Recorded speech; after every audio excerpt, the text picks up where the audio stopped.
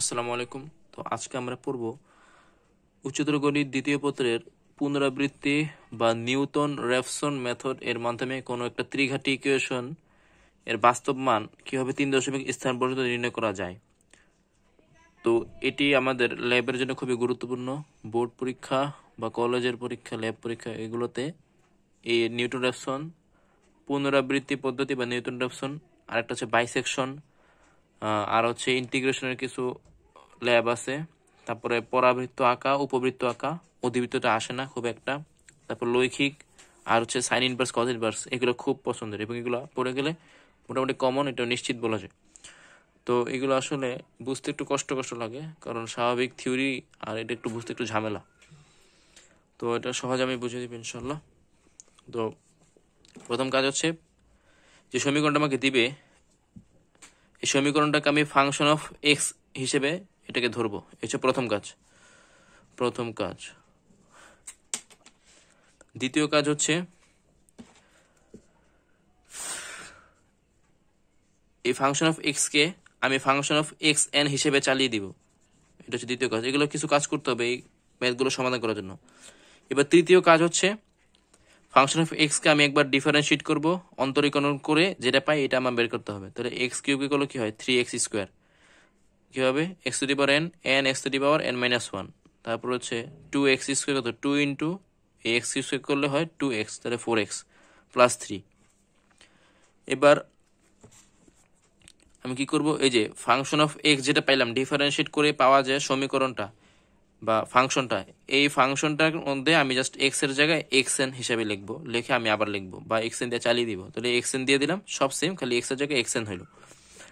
তাহলে দ্বিতীয় কাজের পরে আমার তৃতীয় কাজ শেষ, এরপর আমার চতুর্থ কাজও শেষ। এবার হচ্ছে আমার কি পঞ্চম কাজ। এটা সমীকরণ বা এটা একটা সূত্র, এক্স এন প্লাস ওয়ান সমান x n minus x n minus হচ্ছে এই যে ফাংশন অফ এক্স এন যেটা আছে এটা থাকবে আমার লবে, আর ফাংশন প্রাইম এক্স যেটা আছে এটা থাকবে আমার হরে, মানে function of x x N এটা থাকবে আমার হরে। এটা একটা সূত্র, এটা মুখস্থ রাখতে হবে এবং এই সূত্রটা মনে রাখতে হবে, নিজে থেকে লিখতে হবে পরীক্ষার খাতায়। সমান সমান আমরা এখন এটা সলভ করবো সেভাবে, x n minus function of x n কোথায়, এই যে এখানে, x n cube plus 2xn square plus 3xn plus 9 divided by function prime x n, এই যে 3x square plus 4xn plus 3 সমান কত, লসাগু করলে কি হয়, লসাগু 3xn square plus 4xn plus 3, আর এদিকে কি যায় 3xn cube plus 4xn square plus 3xn minus xn cube minus 2xn, ঠিক করতেছি, হ্যাঁ, minus 2xn square minus 3xn minus 9।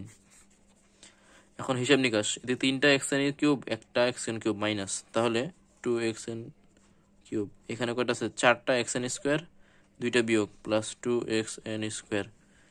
তারপর এখানে দেখা যায় যে এদিকে 3টা কাটাকাটি, আর হচ্ছে মাইনাস 9 থাকে এদিকে, ডিভাইডেড বাই কত 3x,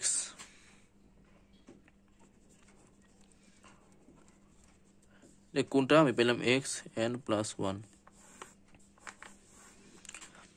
তো এই হচ্ছে আমার একটা প্রথম কাজ, অনেকগুলো কাজ শেষ। এবার আমার কাজ হচ্ছে, এই সমীকরণটা দেওয়া আছে এই সমীকরণটা আমার সলভ করতে হবে নিজে নিজে। কিভাবে, ক্যালকুলেটর আছে, ক্যালকুলেটর করা যায়, কিভাবে করবো, অন করলাম, এটা হচ্ছে fx9n1 মোডে যাব, মোডে যাওয়ার পর এদিকে আলফা টিপ দিয়ে এতে দিলাম পলিনোমিয়াল, ডিগ্রি কত 3, কারণ ত্রিঘাতী। তো সমীকরণটা আমি লিখি, এক্স কিউব 1, এক্স স্কোয়ার 2 সহগ, এক্স এর সহগ প্লাস 3, ধ্রুবপদ হচ্ছে 9 দিলাম। দেখো সমীকরণ সমাধান আমি পাচ্ছি যে এক্স সমান কত -2.3516, এটুকুই যথেষ্ট। এরপর দ্বিতীয়টা দেখো, এটা আসলে একটা জটিল সংখ্যা অবাস্তব মান, এটা জটিল সংখ্যা অবাস্তব মান, ওগুলো আমার দরকার নেই। এখানে আর কিছু মনে রাখতে হবে, আমি যে এক্স এর মান পাইলাম -2.3516, -2.3516, এর মান হচ্ছে এক্স এর মানটা, এক্স কি, এক্স এর মানটা আমি -1 থেকে দূরে পাবো আর -3 থেকে আগে পাবো। বিষয়টা হচ্ছে, এই যদি আমি একটা সংখ্যা রেখে বসাই, এটা যদি হয় 0, এদিকে +1, এই পাশে যদি হয় কত -1, এই পাশে যদি হয় -2, এই পাশে যদি হয় কত -3, তাহলে যে -2.35 এটা তো 2.35 কত এদিকে কোথাও একটা হবে, তাহলে -2 আর -3 এর মধ্যে আমি এই সমাধানটা পাবো। তো এখন আমাকে আরো কিছু বিষয় লক্ষ্য রাখতে হবে, বিষয়গুলো আমি বলছি। তো এখন আমাদের যেটা লক্ষ্য রাখতে হবে সেটা হচ্ছে একটা থিওরি আছে। থিওরি হচ্ছে কোনো একটা সমীকরণ আছে, ধরলাম এই সমীকরণটা হচ্ছে আমার ফাংশন অফ এক্স। ওকে, এখন আমি যে কোনো একটা বাস্তব সংখ্যা নিলাম, বাস্তব সংখ্যা ধরলাম আমি এ, ধরলাম ফাংশন অফ এক্স কোনটা আছে আমি এটাই লিখি, কত x³ + 2x² 3x + 9।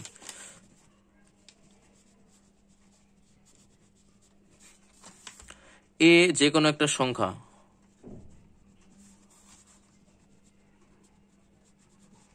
এই এ কে আমি যদি ফাংশন দিয়ে চালিয়ে দিই, তার মানে ফাংশন অফ এ বের করি, ধরলাম আমি একটা সংখ্যা পাবো, ধরলাম আমি পেলাম কিটা এ। আবার বি হচ্ছে আমার আরেকটা যে কোনো সংখ্যা, এটাকে আমি যদি ফাংশন অফ বি চালাই দিই তাহলে ধরলাম আমি পাইলাম বি। এখন তো আমি এর মান অনেক কিছু নিতে পারি, বি এর মান অনেক কিছু নিতে পারি, নিয়ে আমি ফাংশন অফ এক্স এর জায়গায় ওই এ আর বি বসিয়ে যেটা পাবো এটা হচ্ছে এ আর বি পাইলাম।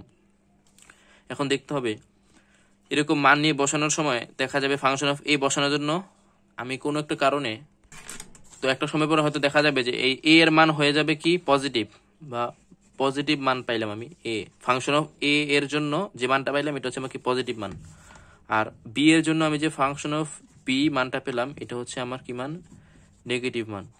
তো এটা একটা থিওরির মতনই মনে রাখতে হবে, কোনো একটা সংখ্যা দিয়ে আমি এই ফাংশনকে চালিয়ে একটা মান পেলাম, ধরলাম এটা পজিটিভ, আবার যে কোনো আরেকটা সংখ্যা নিলাম বি, এই বি দিয়ে ওই ফাংশনটাকে আমরা চালিয়ে দিলাম, চালিয়ে দিলে আমি আরেকটা মান পেলাম, এটা হচ্ছে বি, ক্যাপিটাল বি, এর মানটা আমি ধরো পাইলাম আমি কি নেগেটিভ মান।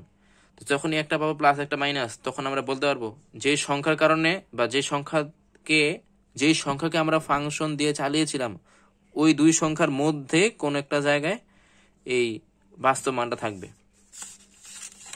এখন এই থিওরি থেকে আমি এটা বলতে পারি যেহেতু -3 আর -1 এর মধ্যে এই মূলটা আছে, সেহেতু আমি যদি -3 দিয়ে এই ফাংশন অফ এক্স কে চালিয়ে দেই, তার মানে কি -3 দিয়ে আমি যদি চালাই তার মানে -3³ + 2 × -3² + 3 × -3 + 9, এটার জন্য আমি একটা মান পাবো, এটা হবে পজিটিভ বা নেগেটিভ। এটা যদি আমার ধরি এটা হচ্ছে আমার নেগেটিভ, -3 এর জন্য ফাংশন অফ -3 সমান হচ্ছে নেগেটিভ মান, তাহলে আমি -1 এর জন্য ফাংশন অফ -1 সমান পজিটিভ পাবো, অথবা এটা যদি পজিটিভ পাই এটার জন্য পজিটিভ পাইলে ওটার জন্য নেগেটিভ, অথবা ওটার জন্য নেগেটিভ ওটার জন্য পজিটিভ পেলে এটার জন্য হবে নেগেটিভ। তো আমি কি করলাম, আগে সমীকরণ থেকে সমাধানটা বের করে নিলাম, এই সমাধানের আগে পিছে কি কি সংখ্যা আছে এটা আমি ধরে নিলাম, দেখে নিলাম। এবার আমার কাজ একটাকে আমি ধরবো এ, একটাকে ধরবো বি, যাতে আমার হিসাবে সহজ হয়, সুবিধার হয়, কারণ পরীক্ষার হয়তো সময় পাওয়া যাবে না। এগুলো না ধরে করা যায়, আমি -1 না ধরে আমি সিম্পলি +1 ধরলাম, আর এদিকে ধরলাম আমি কত, এদিকে ধরলাম -5 ধরলাম। -1 1 আর 5 -5 এর মধ্যেও কিন্তু থাকে, কিন্তু সেক্ষেত্রে কি হবে, তুমি যে মান ধরলা 1 আর -5 এ আর বি এর জন্য, তোমাকে অনেক হিসাব নিকাশ করে অনেক সময় লাগে এই 1 আর -5 এর মধ্যে মিলে এসে এখানে মিলতে হবে, ততখানি তোমার অনেক সময় যাবে, দরকার নেই এত সময় ব্যয় করার। একটা ধরবো প্লাস উপরে, একটা ধরবো মাইনাস, মানে উপরে নিচেও এক মানের, মানে এক ঘর উপরে এক ঘর নিচে ধরে এ আর বি ধরবো, তাহলে সমাধান পেয়েছে 2.3516 মাইনাস, এটা এখানে আছে -2 আর -3 মধ্যে আছে, তাহলে আমি এ সমান ধরলাম এটা, বি সমান ধরলাম এটা, যে কোনো একটা ধরলেই হলো, কোনো সমস্যা নাই। তাহলে এখন আমি ধরি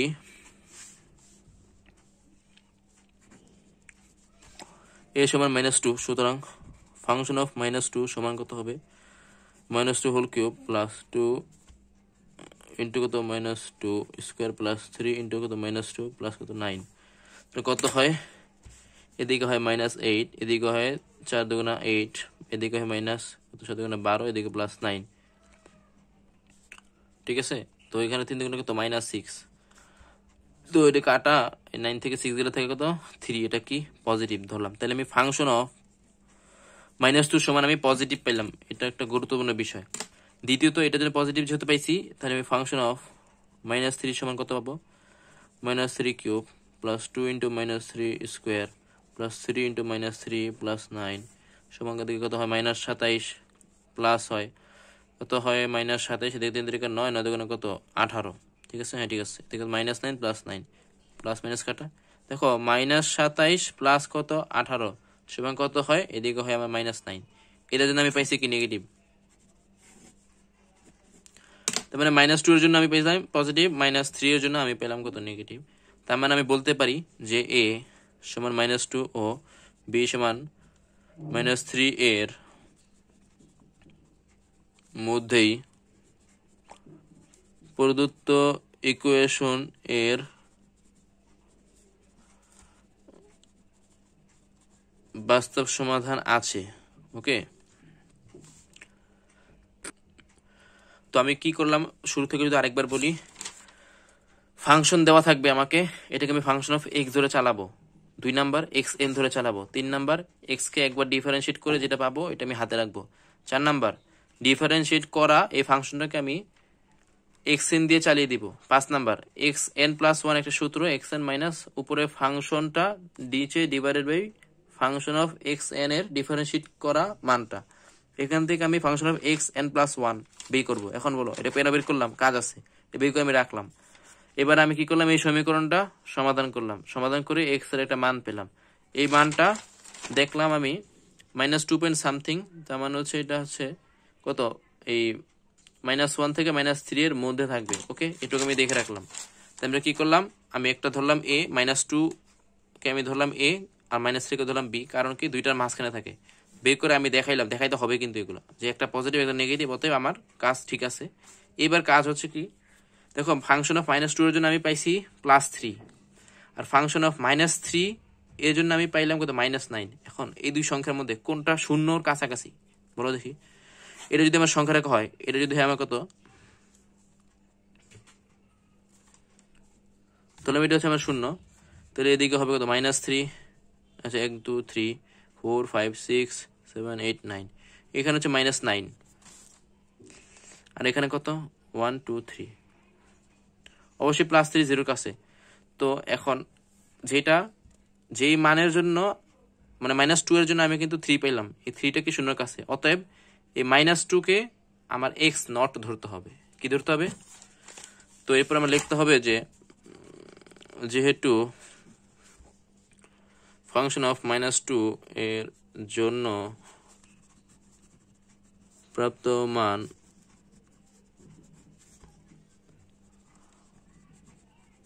শূন্যর কাছাকাছি, সুতরাং এক্স নট সমান কত -2। এটা কেন ধরলাম, এটা ধরতে হবে নিয়ম। এবার আমি আগে যে সমীকরণটা পাইছিলাম কি, এক্স এন প্লাস 1 সমান কত 2xn cube plus 2xn square -9, 2xn cube plus 2xn square -9 divided by, তো আমি xn প্লাস 1 পাইছিলাম, এটাকে আমি ওই যে আগে হিসেব করে রাখলাম, এটাকে আমি এখন লিখলাম। এখন এই যে n প্লাস 1 আমরা জানি, ধরি আমাকে দেওয়া হলো 5, আমি যদি 5 পাই আমি এটাকে 4 প্লাস 1 লিখবো, যেখানে এই 4 কে আমি, আচ্ছা আমি যদি 5 পাই, 5 কে আমি লিখবো কি 4 প্লাস 1, যেখানে আমি 4 কে আমি n সমান 4 ধরবো, আর 1 হচ্ছে আমার সব ক্ষেত্রে কমন। যদি আমি 2 পাই তাহলে n সমান 1 আর সাথে একটা 1 যোগ হবে, কারণ কি যে x n প্লাস 1 এর জন্য।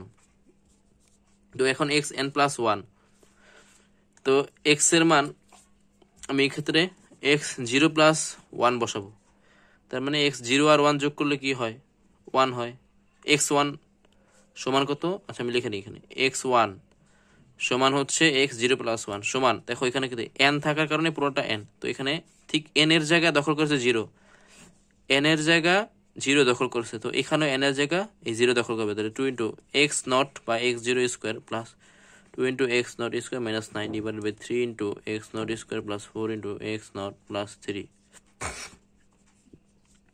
এক্স নট আমি কত পেয়েছিলাম -2, ওকে, এবার এই এক্স নটটা আমি এখানে বসাই দিব, 2 into -2 whole cube plus 2 into -2 whole square -9, 3 into -2 square plus 4 into -2 plus কত 3, 2 ইন্টু 2 কিউব, 2 কিউব কত হয় -8 -16 প্লাস কত 4 দুগুণা 8 -9 ডিভাইডেড বাই 3 4 12 -8 প্লাস 3 কত আসে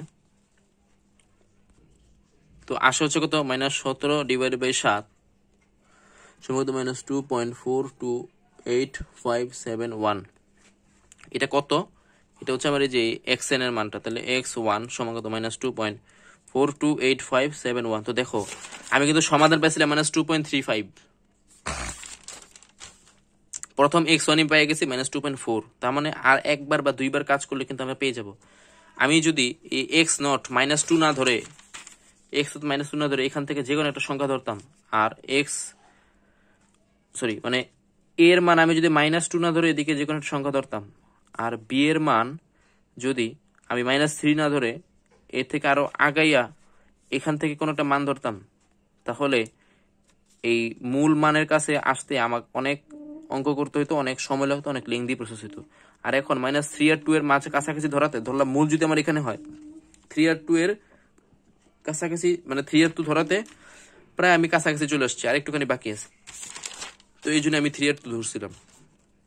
তো এবার x1 সমান এতটুকু। এবার আমি কি করবো, x1 সমান এটা না, এবার x2 সমান কত হবে, x1 প্লাস কত 1। তো এবার n এর জায়গা দখল করছে কে, এই যে n কি x n প্লাস 1, এই n এর জায়গা দখল করছে কে, এই 1টা। তো এখন আমি পুরো সমীকরণটাকে xn দিয়ে চালাই দিব। 2 into xn cube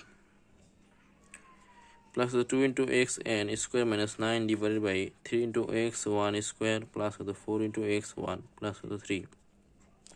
x1 দিয়ে চালাই দিছি।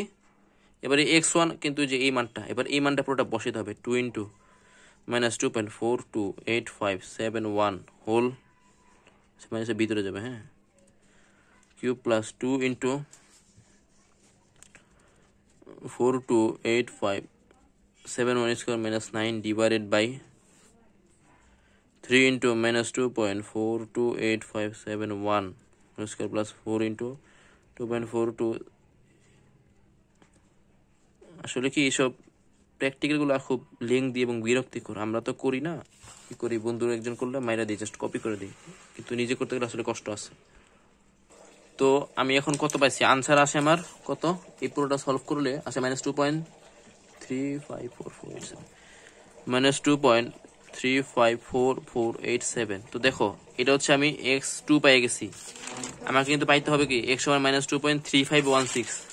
তো 35 এসে গেছে, এবার 16 এর জন্য এগুলো বেশিক্ষণ লাগবে না। তো এটা কত পাইছি আমি, x2 যেটা পাইছি এটা আমাকে কি রাখতে হবে, মনে রাখতে হবে, ঠিক আছে। এবার আগের রকমই x3 সমান x2 প্লাস 1 সমান কত, এই যে এরকমই। তো 2 into x3 cube 2 into x2 cube. তো এবার হচ্ছে আগের মতনই, আগে ছিল আমার কত xn প্লাস 1, n এর জায়গায় এখন দখল করছে 2, n এর জায়গায় কে দখল করছে, 2 দখল করছে। তো xn প্লাস 1 এর সূত্র আমি জানি কি, এই পুরোটা যখন n এর জায়গায় 2 দখল করলো তখন এই সব জায়গায় আমি 2 দিয়ে চালিয়ে দিব, এই যে 2 দিয়ে আমি চালিয়ে দিছি। তো এবার x2 এর মান কত, x2 এর মান হচ্ছে যেটা 2.354487, তাহলে 2.354487 কিউব। তো এইভাবে পুরোটা লিখতে হবে আর কি। তো আমি লিখে ফেললাম এবং এই হচ্ছে আমার হিসাব নিকাশ। এবার সমাধানটা করি। তো এবার আমি দেখতেছি সমাধান কত আসতেছে, 2.3516867779, 2.3516। আর আমি সমাধান পেয়েছিলাম কত, আগের ম্যাথ থেকে,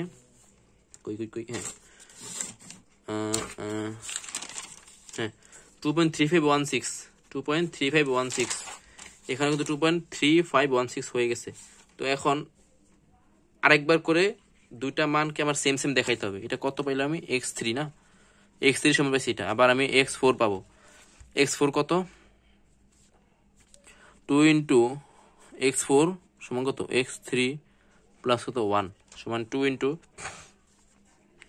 x3 cube plus 2 into x3 square minus 9 divided by 3x3 square 4x3 plus 3।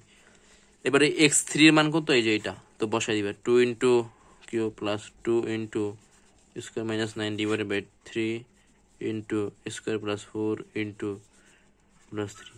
তো এখন করবা কি, যখন দেখবা যে ওই মূলের সাথে এই মূল অনেকটা সেম সেম এসে গেছে, তখন এখানে আর বসায় আর কোনো হিসাবও করার দরকার নেই, জাস্ট আবার এটা কি করবো, কপি পেস্ট করে দিবা। কারণ করলে একই আসবে, সময় বাঁচাও, দরকার নেই এত কষ্ট করে। 35166 এখন কিন্তু 779 আসছে না, কমায় দিতে হবে। কমায় কি করব, 7 আসছে, আমি দিয়ে দিলাম 2 দিলাম 1 দিলাম 3 দিলাম। কারণ কি এটা বসালে এরকমই আসবে, প্রথম 5-6টা অঙ্ক আসবে সেম, লাস্টেগুলো আসবে ভিন্ন। তো এখন 2.351686 এই পর্যন্ত অনেকগুলো মান আমার আসলো, অনেকগুলো সেম সেম হলো, দিলাম। তো এতটুকু আসার পরে বলতে হবে যে এখন লিখতে হবে যে x3 আর x4 ইকুইভ্যালেন্ট। সুতরাং নির্ণয় সমাধান হচ্ছে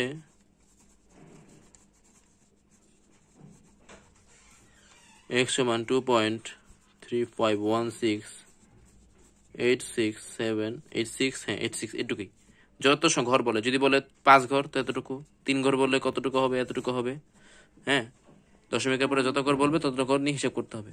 এতটুকুর পরে তো এই হচ্ছে আমার কি হিসাব পর্যন্ত শেষ, পুরোটা হিসাব পদ্ধতি এই পর্যন্ত। এবার আমি যদি বলতে চাই এই ল্যাবটা লেখার কিছু ছবি টবি, তাহলে একটু দেখাই। তো এই হচ্ছে আমার কলেজ, নটরডেম কলেজে এই ল্যাবটা ছিল এরকম। তো এই হচ্ছে সমীকরণ দেওয়া ছিল, এই হচ্ছে এখানে লেখা হয়েছে কিভাবে আর কি। তো এই সমীকরণটাতে আমার এই আগের মতনই সব হিসাব নিকাশ করে, তো এখানে আমি মান পেয়েছিলাম 8 পয়েন্ট সামথিং। তো এই জন্য 6 আর 9 ধরে করা হয়েছে। এটা আমি 7 আর 9 ধরে করতে পারতাম, 8 আর 9 ধরে করতে পারতাম। এ আর বি এর মানের কথা বলতেছি। 8 আর 9 ধরলে আমার আরো কি মানে আরো বিষয়টা সমাধান সহজ হয়ে যেত। কিন্তু আমাদের যিনি ল্যাব নেন উনি একটু মানে প্যারা দিতে পছন্দ করেন, তিনি আসলে এই কাজটা বলছিলেন বেশি বিন্দু নিয়ে করতে। তো এই পর্যন্ত করলাম, এটা হচ্ছে প্রথম পৃষ্ঠা। তো এবার হচ্ছে লেখচিত্র অঙ্কন। তো দেখা যাচ্ছে খুব মাশাআল্লাহ বহুত বিন্দু এখানে নেওয়া হয়েছে, মোট হচ্ছে আমার। তো দেখা যাচ্ছে মাশাআল্লাহ এখানে মাত্র 66টা বিন্দু নেওয়া আছে। তো পরাবৃত্ত যখন আঁকছিলাম তখন আমাদেরও কতগুলো 120টা বিন্দু নিয়েছিলাম, আর যখন বৃত্ত আঁকছিলাম আমাদের ল্যাবে তখন 180 বলছিল স্যার, কিন্তু পরে যেহেতু বৃত্ত এক্স স্কোয়ার বা মানে বিন্দু আরো বেশি হয়ে গেছিল, কেমন জানি 320টা বিন্দু হয়ে গেছিল। তো এগুলো নিতে হয়েছে 320টা মান 2 পৃষ্ঠা জুড়ে লিখতে হয়েছে। আঁকার সময় হয়তো কিছু বিন্দু দেখায়নি, কিন্তু লিখতে হয়েছে সবগুলোই। তো এরকম প্যারা বহুত দিতে পছন্দ করে এনডিসির কিছু স্যারেরা। তো যাই হোক, তবে তারা অনেক ভালো পড়ান, এটা সত্যি কথা। তো যাই হোক, এই হচ্ছে এই লেখচিত্র অঙ্কন, এই হচ্ছে আমার হিসাব। তো এই হচ্ছে আমার গ্রাফ, দেখা যাচ্ছে ক্লিয়ার? হ্যাঁ হ্যাঁ দেখা যায়, এই তো এই হচ্ছে গ্রাফটা ছিল। তো এরপর হচ্ছে কার্য পদ্ধতি সতর্কতা, আমি পুরোটা বুঝিয়ে দিলাম। হ্যাঁ, তো এখন একটা বিষয় আছে, সেটা হচ্ছে বিন্দু নেওয়া। বিন্দু নেওয়াটা আসলে অনেকে পারে না, বিন্দু নেওয়াটা গ্রাফে আঁকাটা এটা একটু কষ্টকর বলে মনে হয় তাদের কাছে। এটা একটু দেখাই।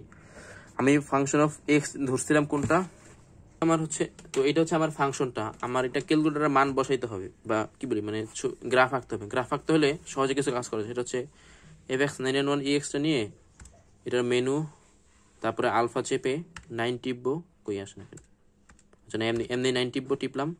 এবার যে ফাংশনে এক্স যেটা আছে এই এক্সটা আমার মানে বসাইতে হবে। তো কি করে টিপে টিপে আমি মানটা বসাচ্ছি, 2 into x square plus 3 into x plus 9। তো এই হচ্ছে ফাংশনটা বসাইলাম, ধরলাম জি এফ এক্স 0 দিলে বেটার। এখন স্টার্ট করতে হবে কত থেকে, তো স্যার যেটা বলবে স্টার্ট, তো পরীক্ষার মধ্যে যতটুকু বলে দিবে। মনে করো বলা হইলো যে তুমি 10টা বিন্দু দিয়ে এটা আঁকতে হবে, ওকে। তুমি যদি 1 থেকে ধরো 5-এ শেষ হবে, স্টেপ কত 1, মানে হচ্ছে প্রথম সে বিন্দু যদি 1 নেয়, ক্যালকুলেটর যদি প্রথম বিন্দু ইনপুট হিসেবে 1 নেয়, দ্বিতীয়টা নিবে 2, তৃতীয়টা নিবে 3, মানে বিন্দুগুলো মধ্যবর্তী পার্থক্য হচ্ছে 1 1 করে যাবে। যদি তুমি স্টেপ দাও 0.5, তাহলে কি হবে, প্রথমটা নিবে 1, এরপরটা নিবে 1.5, এরপরটা 2, এরপরে 2.5। প্রত্যেকটা বিন্দুর পার্থক্য কত হলো 0.5 করে। হ্যাঁ 0.5 করে পার্থক্য হচ্ছে, তার মানে হচ্ছে যতগুলো বিন্দু দিবে, দেখো 10টা বিন্দু আছে, শুরু হচ্ছে আমার 1, শেষ হচ্ছে কত 5। তো নিয়ম হচ্ছে আমার এখানে, তো 10কে আমি যদি 5 দিয়ে ভাগ করি হাফ, 10কে 5 দিয়ে ভাগ করলে কি হয় 2 হয় মেনলি। তো 5কে 10 দিয়ে ভাগ করলে কত হয় হাফ। তো এইভাবে করলে তো স্যার যেটা বলে দিবে সেই অনুযায়ী একটু ভাগ করে হিসাব নিকাশ করে দেখতে হবে যে কয়টা বিন্দু আসলে, মানে যতগুলো বিন্দু স্যার রাখতে বলবেন শুরু আর শেষটা তোমাকে একটু হিসাব করে নিতে হবে, বিয়োগ করে ভাগ করে যোগ করে ইত্যাদি। তো এত করার পরে ক্যালকুলেটার তো করবা, সেক্ষেত্রে আমি ই করে দিলা, স্টেপ দিলাম 0.5। তো এখানে সবগুলো মান আসলো কিন্তু। হ্যাঁ, তো এক্স এর মান যদি দেখাই, এই হচ্ছে এক্স এর মান যদি 1 হয় তাহলে সমীকরণ হবে 15 এক্স এর মান। তো এগুলো সব দেখা যাচ্ছে। তো এখন কাজ হচ্ছে এগুলো আমি বসাবো, বিন্দুগুলো কি করবো, বসাবো গেল। আল্লাহ, চলে গেল। তো আমি আবার টিপি ঠিক করি। হ্যাঁ হ্যাঁ, এই পর্যন্ত আসতো। এখন তোমার প্রথম কাজ, ছক কাগজ আঁকবা। স্বাভাবিক এক্স ওয়াই ছক কাগজ তো আঁকতে পারো না, এটু তো আঁকার ব্যাপার না কোনো। কেমনে, এই যে এক্স আর ওয়াই সমান কি ফাংশন অফ এক্স সমান পুরোটা লিখে দিবা। তো এখন গ্রাফে ছক কাগজে গ্রাফ আকার একটু দেখে নিতে হবে, কিছু বিষয় দিয়ে লক্ষ্য রাখতে হবে। সেটা হচ্ছে আগে দেখতে হবে যে ইনপুট কত থেকে কত নিলা তুমি, 1 থেকে কত নিলা, 5 নিলা। তার মানে হচ্ছে গ্রাফ পেপার অনেকগুলো ঘর থাকে, গ্রাফটা আমি দেখাচ্ছি। আর এখানে একটা বিষয় লক্ষণীয়, সেটা হচ্ছে দেখো এদিকে, তাহলে এক্স এর জন্য আমার ব্যয় করতে হবে, তাহলে এক্স অক্ষতে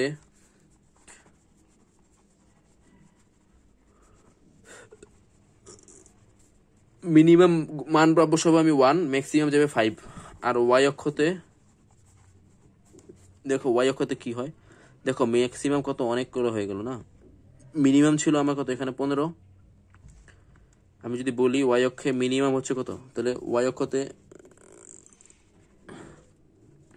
মিনিমাম সময় কত 15, আর ম্যাক্সিমাম কত হয়, ম্যাক্সিমাম হয় 169, 219। তাহলে ম্যাক্সিমাম কত হয় 219। বুঝতে পেরেছো? সমীকরণটা দিবে, সমীকরণটা আমি টেবিলে কেন বসাবো, বসাইয়া এক্স আর ওয়াই এর মান বের করবো। ওই স্টেপ দিয়ে বের করার পরে তো আমি বের করবো এখান থেকে এক্স অক্ষে আমার মিনিমাম মান কত বসাবো, ম্যাক্সিমাম কত বসাবো, ওয়াই অক্ষে মিনিমাম মান কত বসাবো, ম্যাক্সিমাম মান কত বসাবো।